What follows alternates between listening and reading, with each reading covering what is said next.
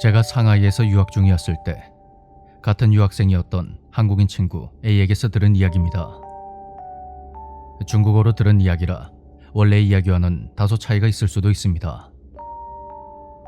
문제의 그날, A와 친했던 여학생 B는 친구들과 함께 등산을 가기로 했다고 합니다. 멤버는 B를 포함해서 여학생 5명에 남학생 5명까지 총 10명이었는데 남학생들 중에는 B의 남자친구도 있었다고 합니다. 그런데 산에 막 도착해서 올라가려는 순간 B의 몸 상태가 갑자기 나빠졌고 결국 그녀를 제외한 나머지 9명이 산을 오르기로 했습니다.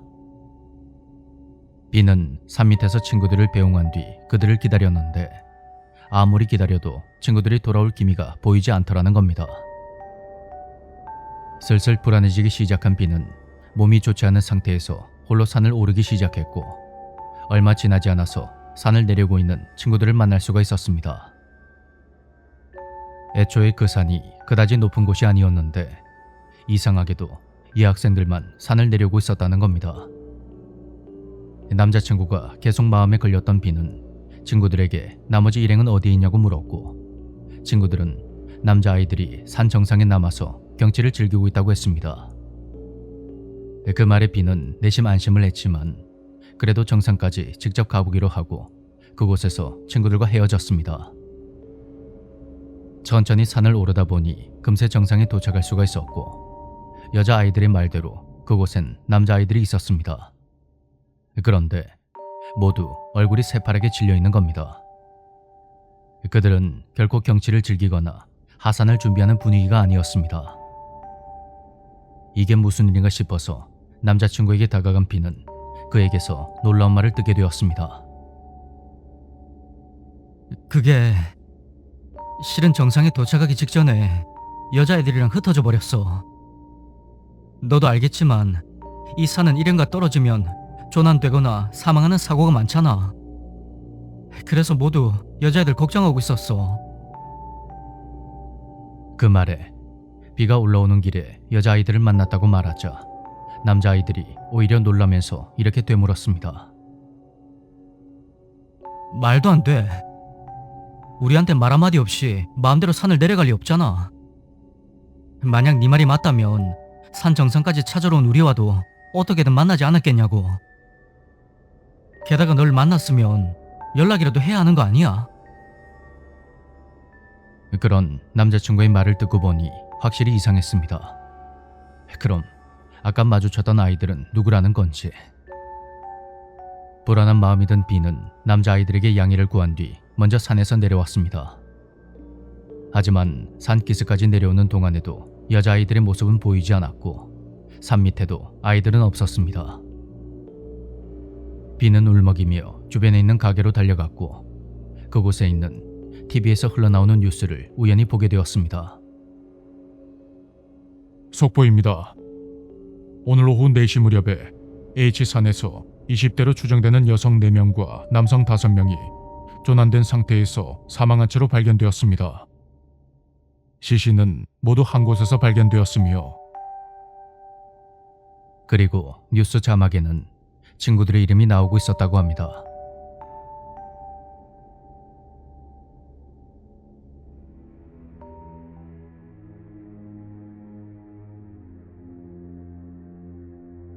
어느 무더운 여름날이었습니다.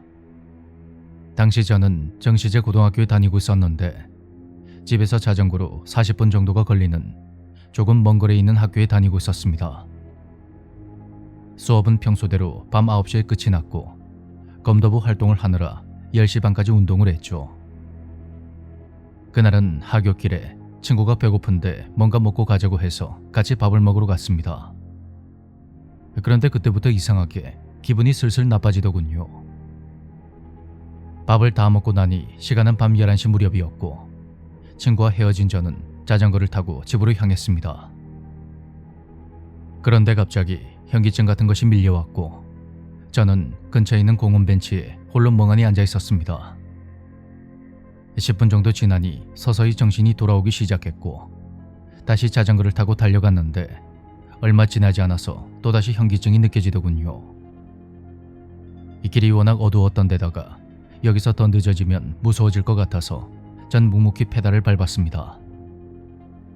집까지 20여 분 정도 남은 지점에는 이발소가 하나 있었는데 시간이 워낙 늦었던 탓에 아무도 없었습니다. 그렇게 이발소를 지나칠 무렵에 그 가게 유리창에 제가 자전거를 타고 지나가는 모습이 비춰졌는데 옆눈으로 슬쩍 봐도 뭔가 이상했습니다. 그리고 근처에 있는 약국을 지나칠 무렵에 전 유리에 비친 내 모습을 보고는 섬뜩함을 느꼈습니다. 자전거 뒤쪽 짐바지 칸에 웬 할머니가 앉아서는 제 허리에 손을 두르고 있었던 것입니다. 아무리 봐도 내 허리 쪽엔 아무것도 없었는데 유리창으로 보면 여전히 그 할머니가 있었습니다. 저는 겁에 질려 벌벌 떨면서 겨우겨우 집으로 돌아왔습니다. 집에 도착해서 다시 한번 짐바지를 확인해 봤지만 역시나 아무도 없었습니다. 그런데 현관문을 열고 집 안으로 들어가니 어머니가 불같이 화를 내더군요. 너 왜 이렇게 늦게 오는 거니? 벌써 3시잖아. 정말 이상했습니다.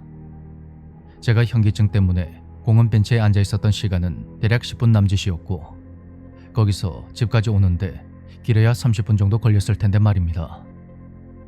설마 제가 아무도 없는 어두운 공원에서 혼자 몇 시간씩이나 앉아 있었던 것일까요? 그때 할머니 귀신이 달라붙은 건가 싶어서 그날 밤은 잠을 이루지 못했습니다.